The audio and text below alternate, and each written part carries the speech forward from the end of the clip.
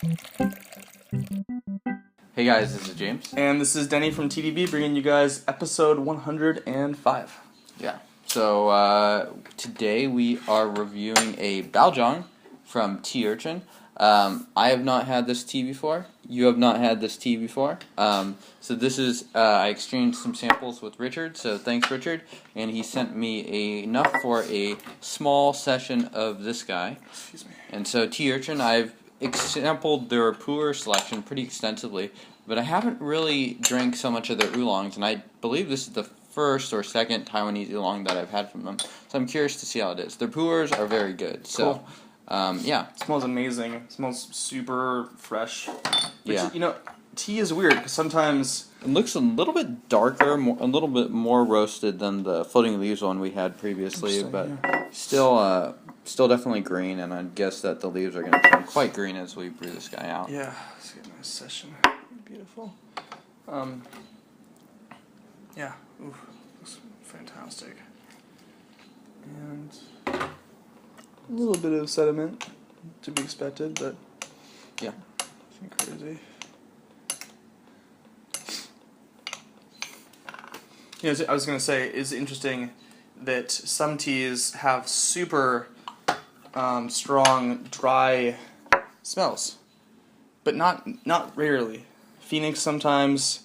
I mean, usually the aroma is coming off of the tea after you do a first rinse like this. Definitely. But this one was very aromatic, just dry. Ooh. So, Yeah. smells very familiar to me now. Similar to the floating leaves from what I recall. Smells like golden graham teddy grams. Little like honey teddy bear, not chocolates, but cookie things. You know what I'm talking about? What are those called? I know what you're talking about. Teddy grams? Yeah, Teddy Grams. Teddy Graham Baozhong. Smells great. I will need to take a sniff of this after you are done infusing this to Smells great. confirm or deny. I will, I'll let everyone know. Alright, Pretty, so very, light. yeah. Yeah, it's not as yellow as the floating leaves one. Yeah, it looks more like a white tea, and it's liqueur. A little bit yellow, but... Maybe if you have the Teddy Grahams, a very vegetal sort of Teddy Grahams. Yeah, is that coming out more? I was just getting that kind of like honey... Floral. Yeah, it is. It's almost like my mind inserts cinnamon into the flavor profile, even though it's not there, just by virtue of it being that like honey sweet Interesting. thing going on. Huh. Just because you kind of have that association. Yeah. Yeah. Let's give it a shot. Cheers. Y'all.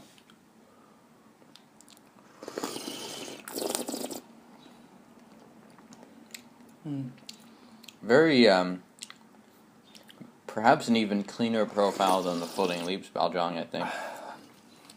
Yeah. It's definitely thin. It's definitely light right now. Yeah. And that's reflected in the taste, reflected in the color. This is really, really tasty, though. I definitely actually get that vegetal vibe a lot in the front of it. Kind of this like nice, like floral, sweet finish. It's light, but it's also surprisingly active in the mouth a little bit when it does. It doesn't really have like a long form to it, but it is still a little bit thin and light. But the substance is interesting on it. Yeah, I agree with that. Some play in the mouth. So I've noticed you started to pour directly into the cups. Is that mainly just to keep the liqueur hotter when we drink it, or? I usually have been pouring directly into cups because I'm lazy.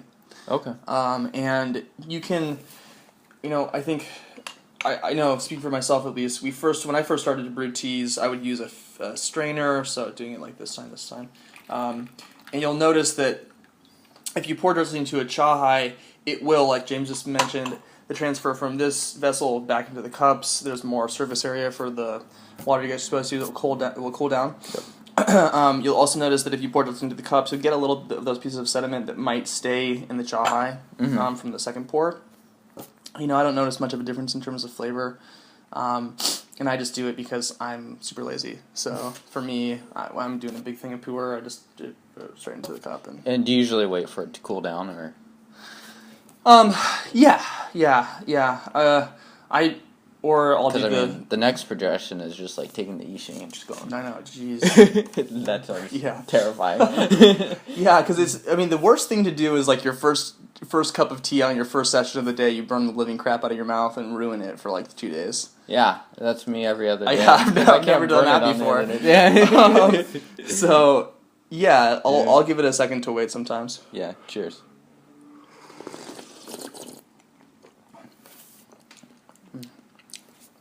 So the body, it's still relatively thin, but the body has thickened some. I'd say compared to the floating leaves, this is a lot less full, but it has probably I can't imagine a cleaner profile than this. Exactly, crisp. Yeah, very crisp. Fresh. And I think the lightness, if anything, plays into that crispness. It'd be strange to like, I don't know why I'm thinking of this as an example, but to like bite into an apple and have it be like a nice crunch, and then have like the liquid be like really like molassesy. That would just be kind of like weird. It seems like this sort of lightness in the verdant, the lightness of the liqueur and of the body plays well with like the freshness of the taste. Yeah. And overall, I would say the taste is, the base of it is very, very similar to the floating leaves tea that we had. Yeah, definitely. This fits smack dab in the category. And the leaves, what do you think of the leaves? You had mentioned they looked like they were maybe a little bit roasted. They're definitely still really green. Yeah, it's hard to say. Some of them look like it'd be a lot easier if we had the floating leaves tea right here with the wet leaf, but it is a little bit. It's very green, so I'm not going to pretend like it's a traditional Baozhong where it's very roasted or anything like that.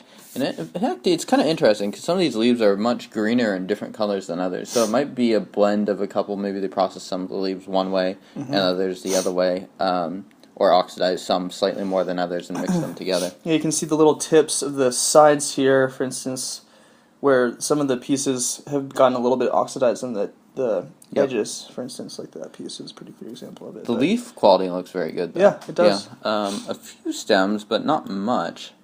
Yeah. A lot of whole leaf. Yeah, whole leaves. Yeah,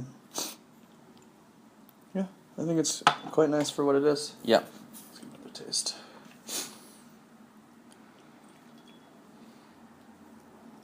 What'd you send over to, who gave this to us again?